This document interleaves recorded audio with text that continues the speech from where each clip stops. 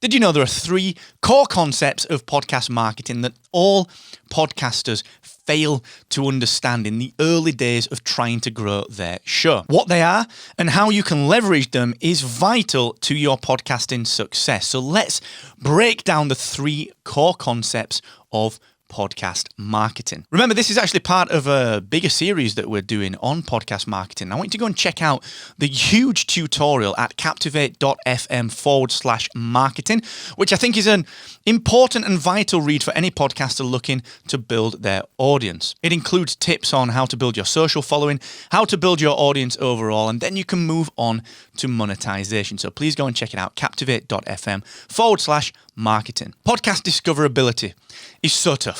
It is really, really difficult to get your show to stand out in a sea of shows that are cropping up every single day. We're in a world now where there are over 1.3 million podcasts in the world. It's not like 5 years ago where there was 200,000.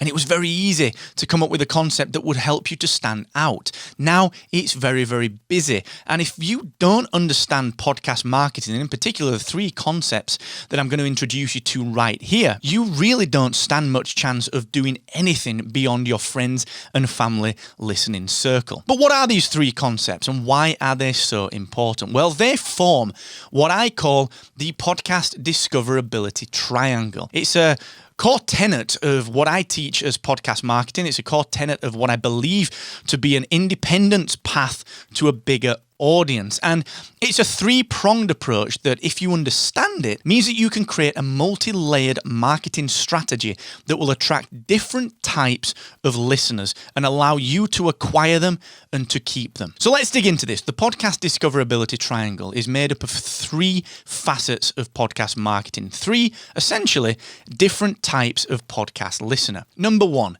the potential listener who doesn't know that podcasts exist. Number 2, the potential listener who loves podcasts but who doesn't know that you exist. And then number 3, the podcast listener and advocate who is ready to share your content but who just needs a little bit of a push. Now, if we understand how to leverage these 3 types of listener, we can understand how to create marketing that targets them. Person number 1, a potential listener to your show who loves what you talk about. Perhaps they love Star Wars and they're looking for a brand new piece of Star Wars content to fill their time. They don't know that that content is a podcast yet.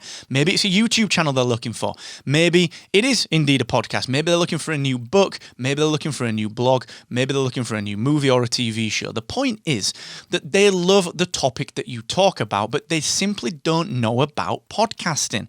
They've not been exposed to this wondrous world that we live in. What if we were to create marketing for social media and maybe even offline print marketing local to us and other content-driven marketing that educated them on the fact that, hey, look, there is content about the thing that you love. There is content about Star Wars out there that is free, that just so happens to be in audio format, and here are the things that you need to do to be able to listen. You need to go to my website, sparkofrebellion.com, or you need to go to sparkofrebellion.com/listen, which is a free inbuilt single subscription link that comes with Captivate podcast hosting if you host with captivate.fm, and that will show people the buttons to click on for Apple, Spotify, Google. We don't want to make these potential new listeners think. They don't care whether it's podcast.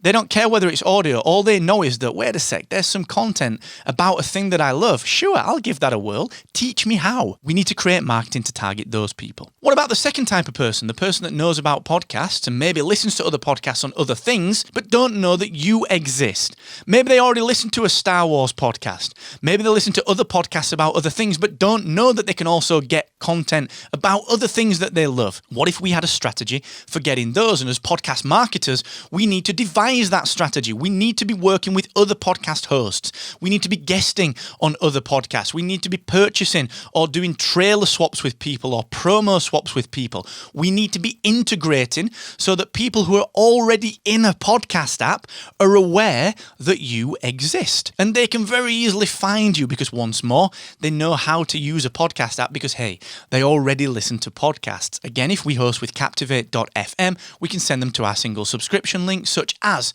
sparkofrebellion.com/listen. This is a second part of the podcast discoverability triangle. It's a second concept that you need to understand. When you're building a strategy, not only do you need to target people with a completely separate campaign for marketing that will attract people who know about your kind of topic but don't know that podcasts exist.